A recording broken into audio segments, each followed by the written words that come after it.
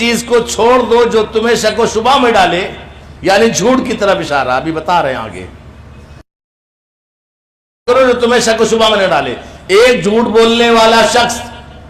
चाहे वो मर्द हो चाहे औरत हो, अच्छी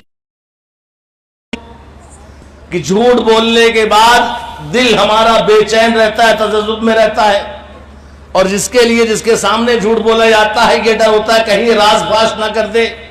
कहीं हमारे झूठ की पोल खुल ना जाए,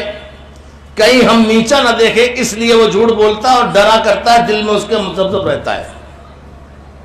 तजब्जुब में रहता है, वो बेचैन रहता है कि हमारा झूठ खुल ना जाए। और झूठ बोलने के लिए आपको बड़ी मेहनत, दिमागी कसरत करनी पड़ती है।